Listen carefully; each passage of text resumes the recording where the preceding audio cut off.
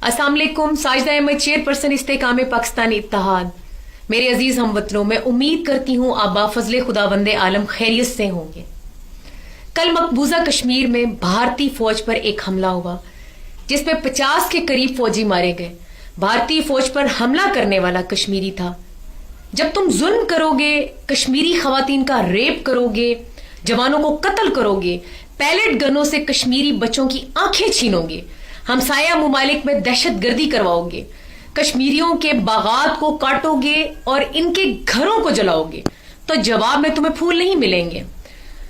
भारतीय मीडिया की रोने की आदत पुरानी है। मशहूर मिसाल है जैसी करनी वैसी भरनी।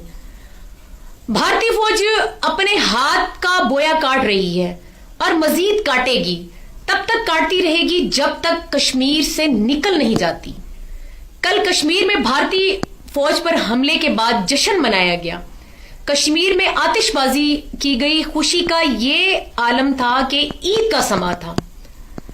अब पूरा भारत कश्मीर में अपनी फौज के हालात देख ले, अपनी फौज की कारकर्दगी, अपनी फौज की क्रेडिबिलिटी देख ले।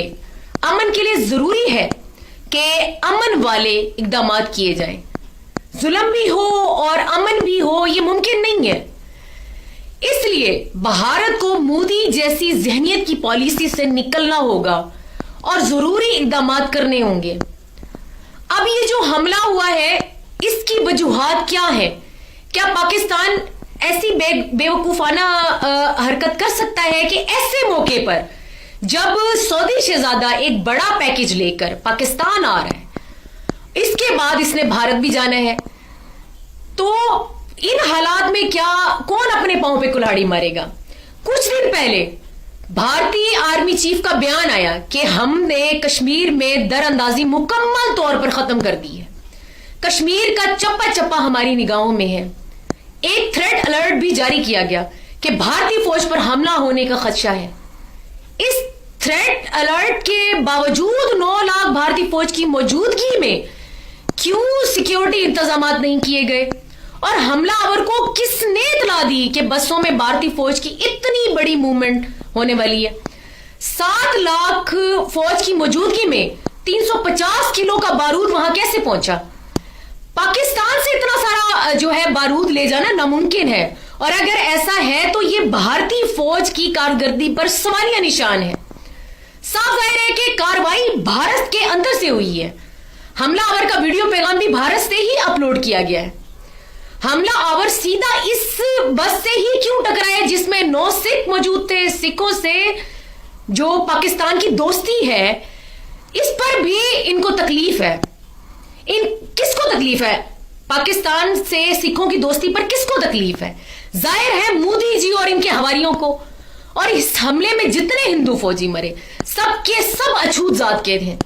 कोई भी बरहमन नहीं, यानी हमला आवर ने ताक करके सिर्फ सिखों और अछूतों को निशाना बनाया और ब्राह्मण को छोड़ दिया। शायद आर्डर ऐसा मिला था कि भारत की जो है मोदी सरकार ने यही आर्डर दिया था कि अछूतों को मारना और सिखों को मारना है।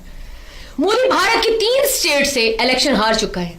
पिछले दिनों नरेंद्र मोदी ने भी कश्मीर का विजिट किया और मकबूलियत का यह आलम था कि मोदी जी पहाड़ों को वेव करते रहे, हाथ हिलाते नजर आए। कोई कश्मीरी मोदी के इस्तकबाल के लिए मौजूद नहीं था और इनकी वो तस्वीर भी इंटरनेट पर वायरल हुई। अब मोदी ने भारत में अपनी गिरती हुई साख को बचाने के लिए और इलेक्शन जीतने के लिए यह हमला करवाया, और इससे पाकिस्तान की बदलती मुआशी सूरत हाल जो है, पाकिस्तान की जो और पाकिस्तान में मौजूद मोदियत का मुकम्मल खात्मा और राह की नाकामी के बाद मुंबई जैसे हमले का जो है ड्रामा रचाया गया। इलेक्शन जीतने के लिए ऐसे हमले करवाओ और पाकिस्तान के खिलाफ प्रेपोगंडा करो, लोगों के जज्बात से खेलो और वोट हासिल करो। यही इनका तरीका वारदात है। इसी तरह से ये भारत की आवाम को बेवकूफ बनाकर वोट लेते हैं। दरअसल पाकिस्तान में और भारत में दहशतगर्दी और अमन की राह में रुकावट मोदी जैसी दहशतगर्द सोच जो है, मोदी जैसी इंतहा पसंद सोच, इसकी वजह से ये सब कुछ है। वहां हिंदू कौम परस्त और यहां इन्हीं के पाले हुए लिसानी कौम परस्त जिनको मोदी लॉबी पालती है, दोनों ममालिक के अमन की राह में सबसे बड़ी रुकावट है। भारत एक दहशतगर्द मुल्क है جب تک بھارت اپنی دہشت گردانہ پالیسی ہے باز نہیں آئے گا، خطے میں امن کی بات کرنا ناممکن ہے۔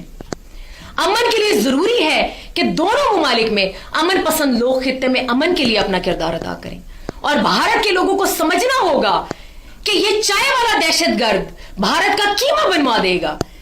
جنگ کسی مسئلے کا حل نہیں، لیکن مودی جی اس دفعہ جنگ شروع کرنے سے پہلے سوچ لینا کہ بعد میں جنگ رکوانے کے لیے کس کے پاؤں پکڑو گے، کیونکہ کارگل کی جنگ کے وقت آپ نے امریکہ کے پاؤں پکڑے تھے، اس وقت حکومت آپ کے دوست کی تھی اور امریکہ کا اثر و سلوک جو ہے وہ بھی کافی تھا، لیکن موجودہ حالات میں حکومت آپ کے دوست کی نہیں۔ یہ شخص آپ کے لیے انتہائی خطرناک ثابت ہو سکتا ہے، کیونکہ یہ کسی کی نہیں سنتا، اور امریکہ خود افغانستان سے نکلنے کے لیے پاکستان کے پیر پکڑے ہوئے ہے۔ یہ جنگ شروع تو آپ کریں گے لیکن ختم ہماری مرضی سے ہوگی۔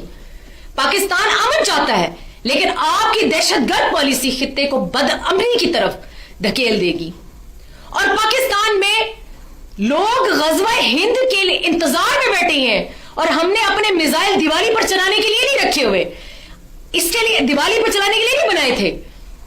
آپ یہ یقین کر لیں یہ صرف اور صرف بھارت کے شہروں پر برسانے کے لیے بنا رکھی ہیں، اور جب تک مودی جیسے لوگ بھارت کی سیاست میں موجود ہیں بھارت خطرے میں ہے۔ اس لیے اپنے عوام کو بے وقوف بنانا بند کریں، اور الیکشن جیتنے کے لیے پاکستان دشمنی کارڈ کو استعمال کرنے کی بجائے اپنی کارکردگی بتائیں، اپنی عوام کو۔ سونیا گاندھی، راہل گاندھی اور بھارت کی دوسری سیاسی جماعتیں اپنا کردار ادا کریں اپنی عوام کو بچانے کے لیے، اور مودی کے عزائم کو بے نقاب کریں۔ یہ شخص دونوں ممالک کے امن کے لیے خطرہ ہے۔